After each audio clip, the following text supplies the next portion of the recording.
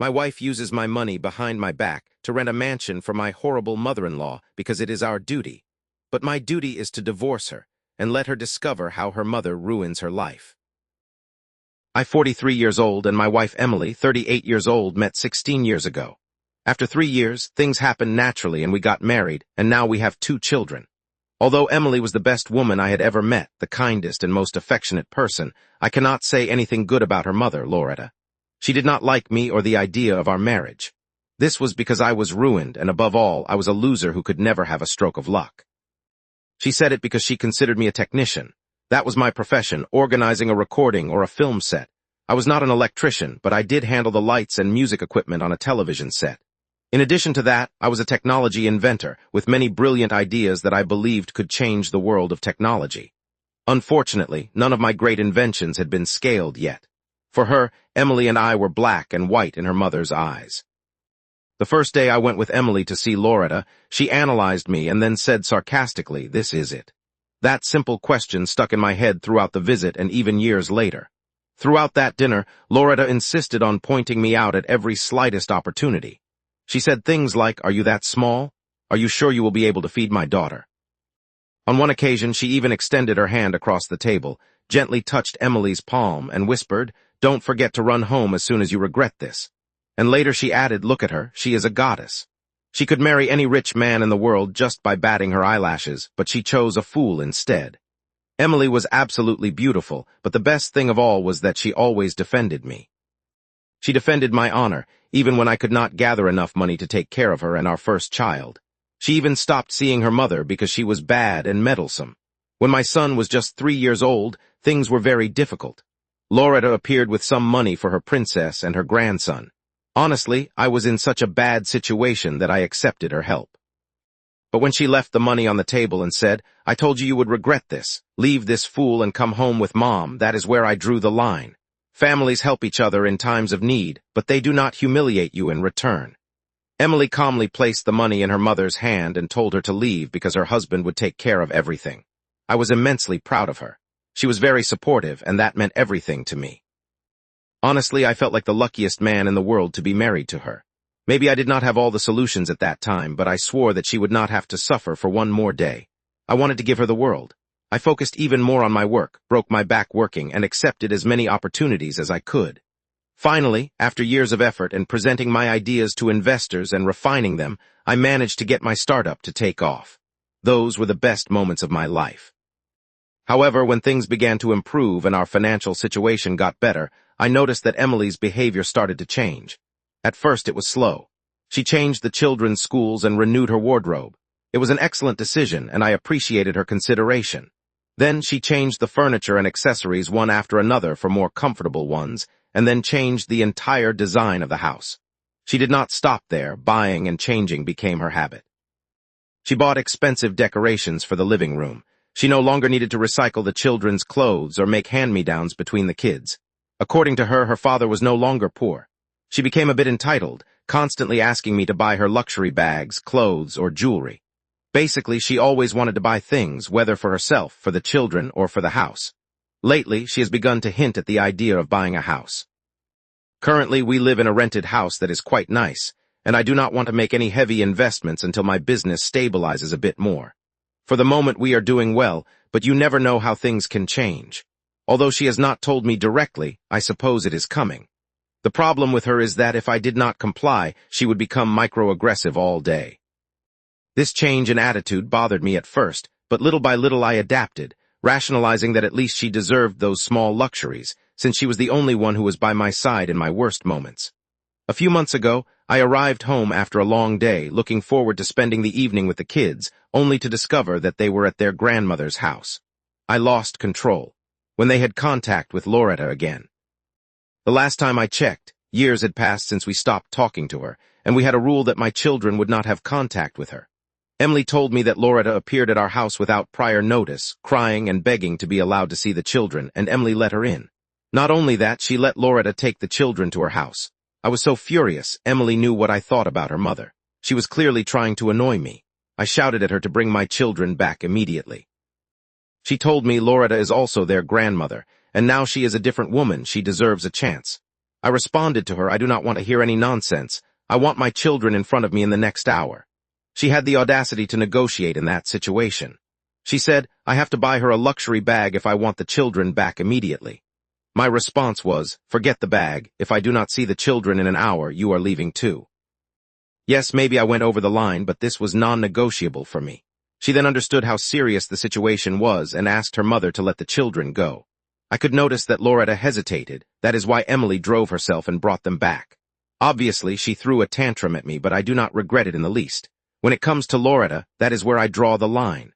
Although things returned to normal for us, I realized that our relationship had become transactional.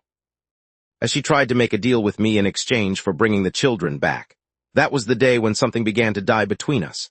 After this incident, Emily was in constant contact with Loretta. Now I cannot prevent her from seeing her mother, but I have a say in who can see my children and who can come to our house, and that is clear. Loretta cannot come to my house and my children cannot go to hers. But Emily, she has the right to see her mother. The problem was not that they met, but that she began to imitate Loretta. She became more entitled, more bossy, and harder to please. I tried several times to explain to her that the business was just taking off and it would be foolish to keep spending like that. She would respond by saying things like, I deserve at least this, before moving her head arrogantly and walking away. Yes, she deserved everything for what she did in our early years, but her attitude was really driving me crazy. I just wish she were more reasonable with her demands. Well, things really started to get out of control when I began to notice debit transactions on the card for things that I was sure Emily did not need. Things like wigs, super expensive girdles, and a 6-month subscription to a full-body spa on the other side of the city.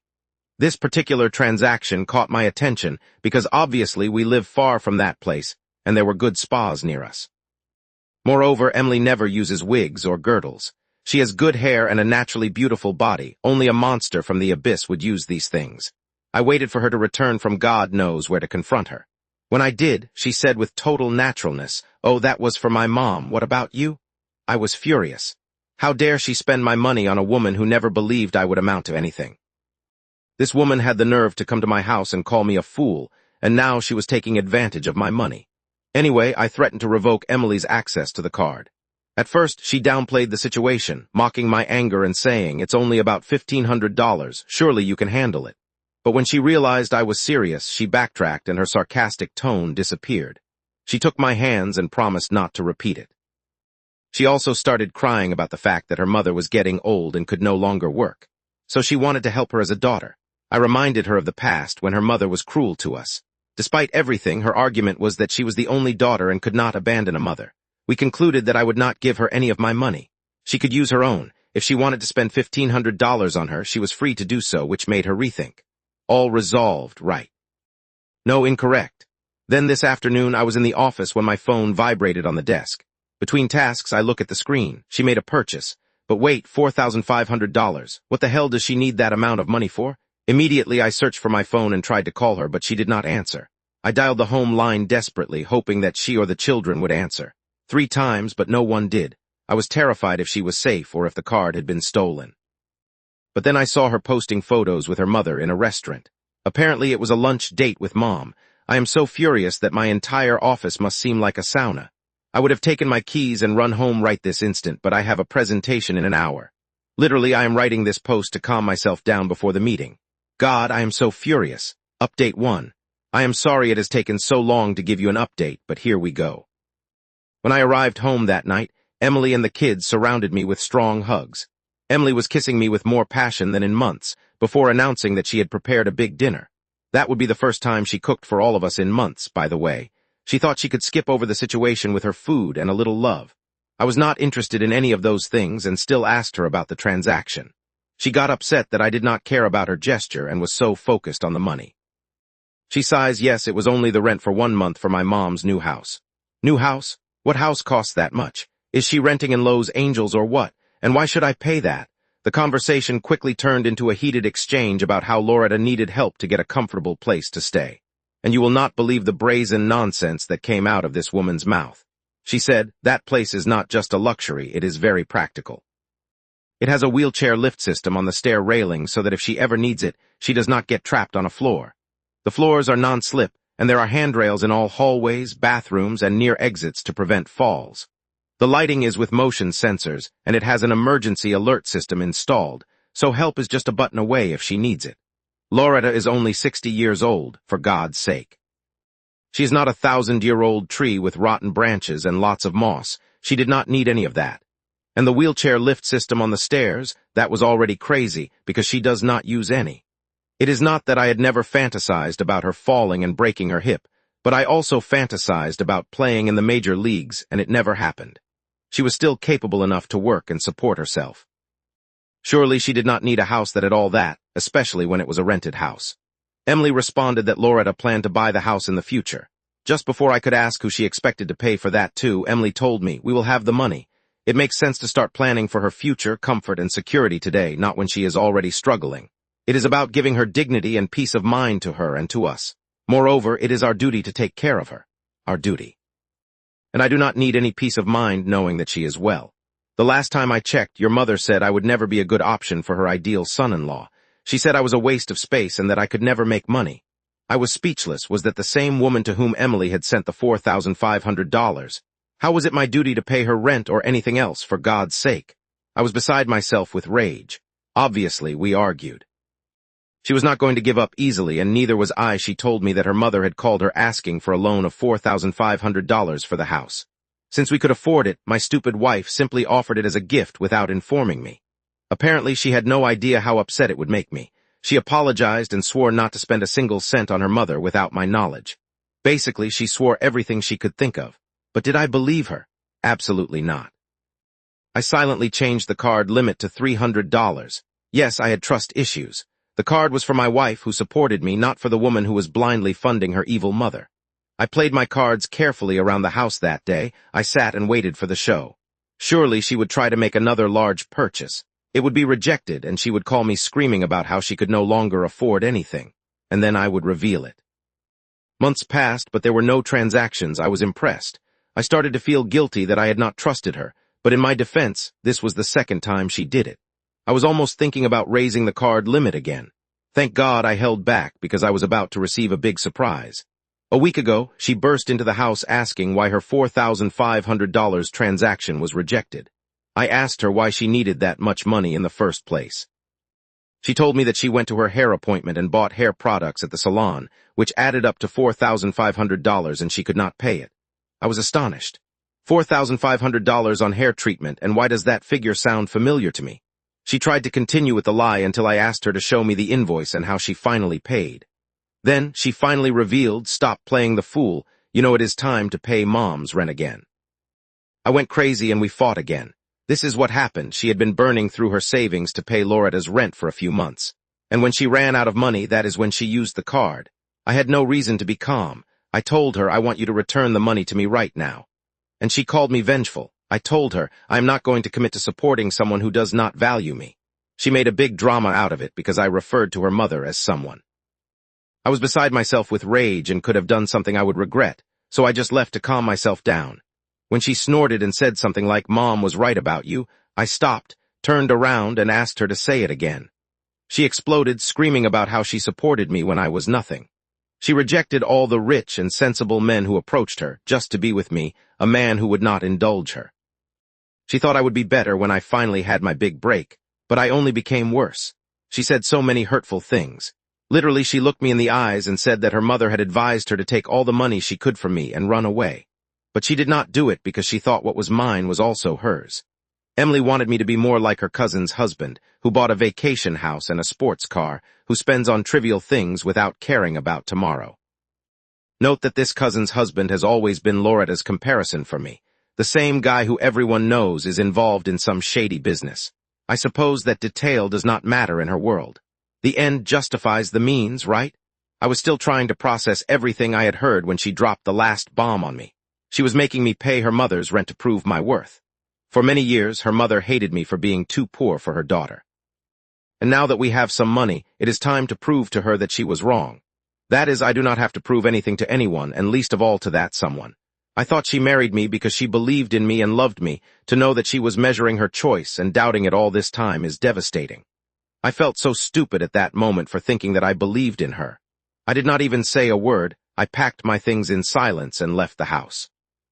She did not stop me either, thinking that I was just angry and that I would return, crawling back to her. I moved to a hotel that night where I am staying for about a week, and I still have not received any calls or messages from her. My children called me, and I informed them that I was out of town for work and that I would return soon. I hate lying to them, and I am afraid of what the future holds for us, but I have to take this step to protect myself and my children.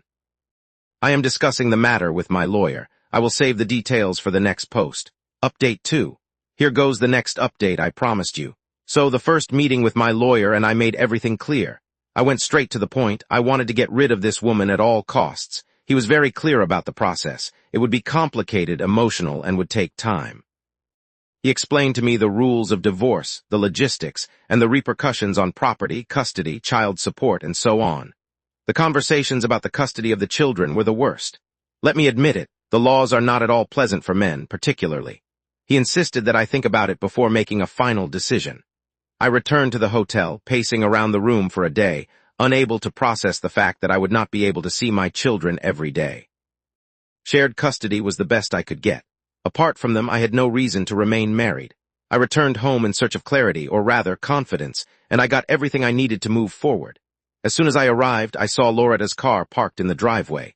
I entered the house and found this woman lying on the living room sofa, drinking coffee as if she owned the place. The audacity of the situation made my blood boil. She threw me a look and then went back to her own business. There were no greetings. Emily made a sarcastic comment, so you finally returned from your work trip. She was mocking what I told my children to protect them. Before I could respond, Loretta growled at Emily, "Are you acknowledging him? Do not be so soft. You cannot be so soft with men. By the way, is he really a man if he cannot even stay home when there is a minor argument? Your father and I would have stayed in the house no matter what happened. We would fight until the problem was resolved." I almost laughed so much that my guts hurt. She was talking about that same man whom she literally led to an early grave with all her complaints. Maybe that is why he had a heart attack in his 50s. I went straight to the children's room without waiting for their responses. The kids told me that Loretta arrived at their house the morning after I left. I asked them to stay in the room and I went outside. I told Emily that I had something to inform her about. You will not believe what she said. She said that if I wanted to talk, I would have to apologize for my behavior in front of her mother. What the hell? I was trying to be civil and end things like adults, and she wanted a public apology as if I were a child who misbehaved at dinner. I responded to her, "I do not care about apologies because I am going to divorce you. I have spoken with my lawyer and the process has already begun." Loretta intervened immediately, calling me a liar and that I was using all that just to get something. I dropped the news and went to my room to pack the rest of my things. I can still hear her monologue. "Is this the man to whom you gave everything, your youth, your body, your soul? Is this the man in whom you built your life that now throws you aside because you dared to take care of your own mother?" She went on and on, painting me as a heartless villain. "Emily, my dear, do you remember the nights you cried yourself to sleep because of him? Do you remember the sacrifices you made? Is this the reward for loving too much, for giving too much?" Honestly, it was hilarious. After packing, I waited to see if Emily would come in to discuss things maturely. As much as I hate talking to her, I know I have to face her as a co-parent. I waited for an hour, but she did not come. She simply stayed there with Loretta. I made sure to take some of the expensive objects and souvenirs from my past trips and a few photos of the kids. I wrote a note and left it on the bed. From here on out, my lawyer will handle all communication. As promised, I stopped by to see the kids before leaving. Loretta, of course, continued filling Emily's head with hope. She told her that I would never go through with this, that I would return crawling back, that I was just venting. The kids say that Loretta made a comparison with the house, saying that I let Emily stay in it because I still loved her. I suppose this gave some hope to Emily. But in reality, I only did it for my kids. That house was all they knew as home, and they still needed their mother. As for me, I found a place near the office. It has a large garden, enough rooms for the kids to have their own space. Things remained quiet for about a week, until the divorce papers were delivered. Emily appeared at my office apologizing for everything. She said that she regretted that things had gone so far. She regretted not having listened. She regretted having let her mother interfere. In fact, she was so regretful of everything that she might have even apologized for the sky being blue if that had helped. But I did not yield. I told her that I was already decided and that now the matter was in the hands of the court. I would like to say that I felt triumphant, but mostly I just felt tired. The divorce is a fact now. My new house feels really empty, but I needed a place. I see my kids as much as I can. Emily and Loretta do not interfere with that. That is good. I try to keep things normal for them. I know there is a long way to go, but this time I am sure that things will end on my terms. Update 3. After months of legal back and forth and emotional exhaustion, it is finally over. The papers are signed. The judge's seal is on the dotted line. Emily and I are no longer husband and wife, and more importantly, I have no relationship with Loretta, at least on paper. Before I was her son-in-law, now I am at most the father of her grandchildren. Although I know very well what other things I am to her. The agreement itself was almost anticlimactic compared to the emotional chaos that preceded it. My lawyer called me on a rainy Monday morning, telling me, "Congratulations, you are now a free man." I was happy that this had ended, but I was also furious that Emily had gotten more than what was fair. She received 6 months of alimony, 50% of the savings, although 90% of the money was from my contribution and, of course, child support for our children. She kept the car, whose down payment was charged to my card. The house we lived in was rented, and there was a year and a half left on the contract. Neither of us could simply leave, so it was agreed that Emily would stay with the kids until the lease contract ended. Seeing that she took my hard-earned money was painful, but I know that it would have been worse to remain married. It was the price to get rid of her toxicity, and luckily I kept my company, which will help me recover my money. I know for sure that the alimony was enough to help her transition, but not enough to finance the lifestyle she had become accustomed to in recent years. Shared custody of the children was the only non-negotiable thing. I fought hard for that, and I am grateful that the court saw how involved I was from the beginning. The kids will divide their time between us, and although it is not the same as having them under my roof every night, it is much better than the alternative. I have already designated their rooms in my new place. I have already put matching beds, but I will let them personalize the furniture and other things over time. I just want them to feel at home, no matter where they are. Loretta predictably did not take this well. You could say she lost the golden goose. That would be me. Curiously, Emily's aunt also got in touch with me. Yes, the one with the rich son-in-law. She gave me her support regarding the divorce and said that she knows what her sister is, a witch. And I quote, "Loretta is an expert at using people. She can do anything to get her way, even if that means trading her children's happiness. Emily is just a puppet. She is going to regret it." Honestly, I did not appreciate this conversation much because I knew they were just sisters trying to make me the center of their years-long dispute. She also informed me that the rent for Loretta's $4,500 house had ended a while ago, and she was doing everything possible to gain some pity from other friends and relatives. Unfortunately, no one cares enough to help her. That has been it in these months, and although they are not good, they have been better than before. At least I do not have to argue anymore with my wife or Loretta about what I should pay or not. Update 4. Here goes a new update. The highlight, obviously, is that Loretta had to move back to her old apartment. Emily's aunt sent me a message excited about this news. Yes, it was satisfying to hear this, but it really was not a surprise to me because months ago Loretta sent me a message asking for some help. Her rent had accumulated, and the landlord had threatened to evict her. She literally begged me and promised to return the money to me as soon as things improved. I responded to her, "I'm sorry, I don't know you. If I ever receive another message, I will report it as fraud." I also blocked her. I had waited a long time to do that. I know I should have done this before, but who expected her messages? Who knew she would ask for help from someone she considered a loser? Anyway, after eliminating the negative energy, I am focusing on myself and raising my children. The first weeks after the agreement were strange. My older son, always the most sensitive, asked me if Mom and Dad could still be friends. I told him that we would always be a family, only now it would be a different family. My younger son was more practical. He wanted to know which of the houses had better Wi-Fi and if he could take his hamster to both houses. Emily, for her part, tried to maintain appearances. She posted photos of the kids in the park in luxurious corners of our old decent apartment and at the cinema. She smiled for the camera, but I could feel that she was tired, and the kids also said the same. The alimony payments helped at first, but as the months passed, the reality is that that money is only for the children, not for her lifestyle. The bills began to pile up. Supermarket, rent, utilities. It was a lot for one person to handle, especially someone who had become accustomed to a certain level of life. She had to get a job. "Mom is always tired," said my older son one night while we were playing video games. "She falls asleep on the sofa many times. But why should I worry? I did my part. I never missed a payment, I never argued about the children's needs, and that's it. I make sure they have clean clothes, I help with homework, and I make sure their basic needs are covered." Some of you asked me about the co-parenting experience. Let me tell you, it is difficult, and yes, there are uncomfortable moments. School events, birthdays, holidays, and situations where we had to present ourselves as a complete family unit. We were forced to learn to be civil for the sake of the kids. Sometimes it works, sometimes it does not. The kids are always the priority. Update 5. 2 years have passed since my divorce. Today I was reflecting on how my life took a turn in the last decade. I went from being a guy with no money to being financially well. I became a father and I divorced. It is weird how life can change so quickly. One moment you are a family under the same roof, and the next you are dividing furniture and trying to explain to your children why mom and dad no longer live together. The divorce agreement was supposed to be the end of the drama, but ask any divorced parent. Actually, it is the beginning of a completely different type of life. Anyway, I do not have specific news to share, so I am going to vent about what has happened in this period of time. The first big change was that Emily left our old house. The lease still had a few months left, but with her limited income, she could not handle the bills. With no place to go, she moved in with Loretta. That was a tense situation from the beginning. The kids told me that Loretta's apartment was small and messy, full of old furniture and with the persistent smell of menthol and lavender. The children told me that Emily and Loretta fought constantly about money, household chores, and how to raise the children. The kids, apparently exhausted by so much conflict, started asking to spend more time at my house. They said, "It is quieter and you are always here."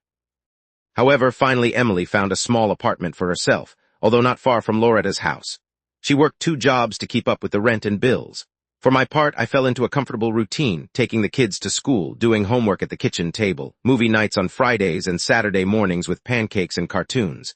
I also threw myself fully into my work. My business had survived the turmoil of the divorce, and now, with fewer distractions at home, I started to thrive.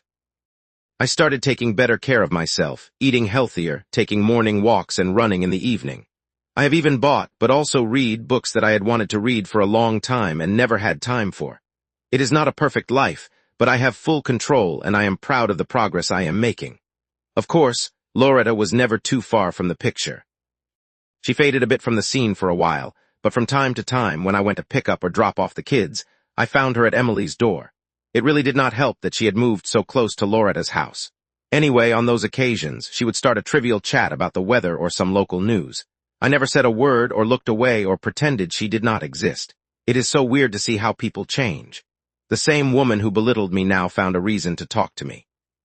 One afternoon, I had just arrived to pick up the kids after a long day of work, and she intercepted me at the door before Emily or the children could appear. She started with the usual chat.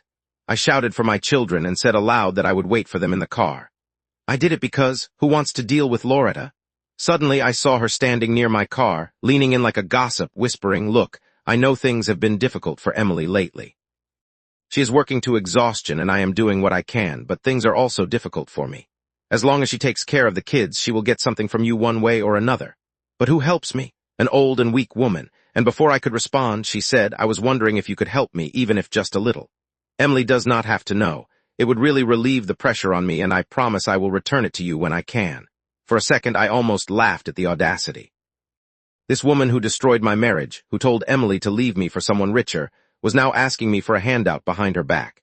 Keeping a neutral expression, I told her, "I only came here for my children and I do not feel comfortable talking to you, so leave."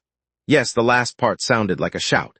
By then my kids jumped in and Loretta's face tightened, but she quickly composed herself, putting on a smile as if nothing had happened. After that, I became even more cautious. If I saw her car, I simply called the kids and asked them to come out. Obviously, I informed Emily about this, and I am sure there were ugly confrontations between them. Over time, the relationship between Emily and I became civil. We keep our conversations focused on the children, on school, their health, and their schedules. There were uncomfortable moments, missed pickups, and the occasional argument about discipline or screen time, but for the most part we are handling things smoothly. There are still challenges ahead. Being co-parents with an ex-wife is not easy, and sometimes I worry about what the kids think, how they are processing all this, what kind of men they will become. Yes, we got them therapy and they went for over a year until they stabilized. I still take them occasionally. I am doing the best I can, being present for them every day in big and small ways. I love them. Update 6. We had a small problem with my mother-in-law Loretta, but a big step in the legal problems for her. She is still upset with me for having refused to help her. I do not know why she left her house that day thinking that when she asked me for help I would do it. "No, ma'am, stay away from me." And she did, but not from our children, whom she started to speak badly of me to. Luckily, they are no longer so young as to not know that things with their grandmother are not right with me. That is why they told their mother, and then they also told me, although Emily had already told me. In my conversation with Emily, we reached the agreement that Loretta would not be allowed to see them again. And I know what you are thinking, but with Emily we cannot trust that that will be respected. But do not get ahead, there are still many things missing. Loretta took the decision with Emily very badly, because after years of having reconnected, and after removing me from the picture, she was disappointed with her daughter. Those were her words with Emily. Thus began Loretta's harassment of Emily, and that is how Emily ended up fired from her job. Loretta caused so many problems at her work, and Emily did not act fast enough, that they preferred to fire her rather than keep her. And she was fired with cause because they had lost money with Loretta harassing her at the place and indirectly affecting the business. But at least, thanks to this, Emily finally put a restraining order against Loretta. It comes several years late and after several problems caused by Loretta, but my optimistic part says better late than never. My rational part says that Emily lost a job, a marriage, my money, and her children thanks to her mother. Because with the loss of her job, my children have started to stay more at home. I know that when Emily finds another, things will return to normal, but in the meantime I am going to take advantage of this gift from Loretta. As for Loretta, her increasingly heavy behavior has been provoked because she lost the apartment, which she had to return to because they increased her rent. And she was trying until the last resources, all or nothing, to not have to leave there. But she lost, and now she lives in an uglier apartment. I have not seen it, but by looking at its location I can say it. And you can be damn sure that I will know where my ex-mother-in-law lives. You have to be aware at all times of where crazy people like her live.